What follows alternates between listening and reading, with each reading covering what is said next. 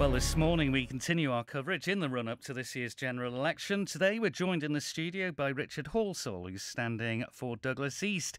He's 53 years old and has spent the vast majority of his working career at the Curraghs Wildlife Park, where he's currently the collection manager. Richard has lived in Douglas East since 1999 with longtime partner Kirsty. He's a fresh face to Manx politics and is standing as a Manx Labour Party candidate. Good morning.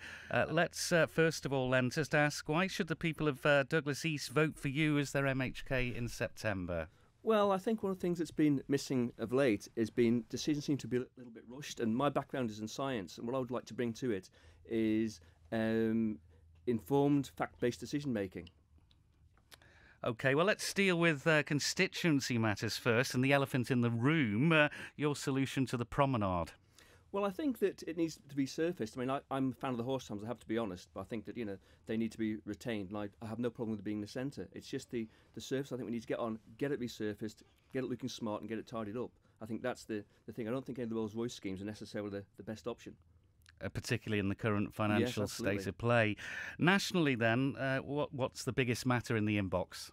Well, the thing that's really driven me to throw my hat into the ring this year has been the fact that with all the various measures to reduce the deficit and reduce the make up for the lack of that, there's been no attempt to introduce any fairness to it. So one of the things that I come from is equality. I think we need to make sure that the measures we bring in to try to rebalance the budget are fair to everybody rather than just those who are most vulnerable. Despite the rhetoric that's been about protecting them, they seem to be the people who have suffered the biggest hardship. And what are those biggest issues then that you're saying we need to deal with equally? I think that we need to try and make sure that people have fair access to healthcare and to education. I think both those two things, because of the various pension issues, they're now struggling to recruit and maintain staff.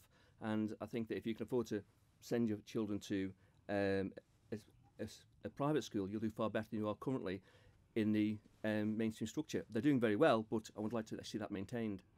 East Douglas is home to many European workers. What reassurance can you offer them after the Brexit vote? I think it's going to depend a lot on what the UK starts to do. I mean, I'd hope, to be honest, that they, if they're working, they're going to still be working. I mean, they're contributing to the economy, and that's the important thing.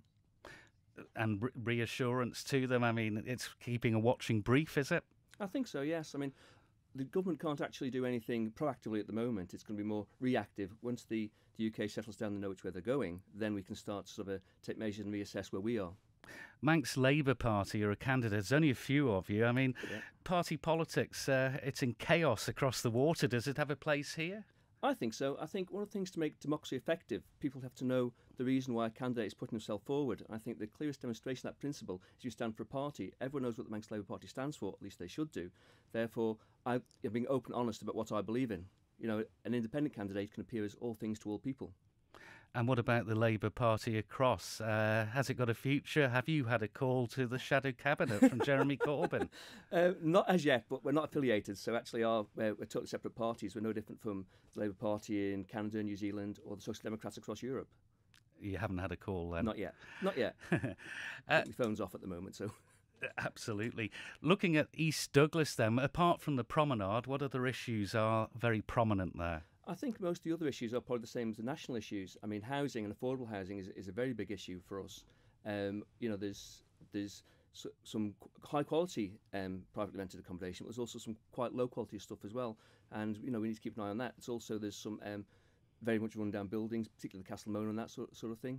And it's also the fact that the retail sector is having a hard time, as is the hospitality sector having a hard time, as is the tourist industry. We need to sort of do more to sort of invest in that, because a large part of the constituency is the promenade and the hotel accommodation that's in that. In 20 seconds, the tourism sector is an interest to you, isn't it? Absolutely, yes. I spent 35 years working in the tourist sector, so it's something sort of I've always had a sort of passion about.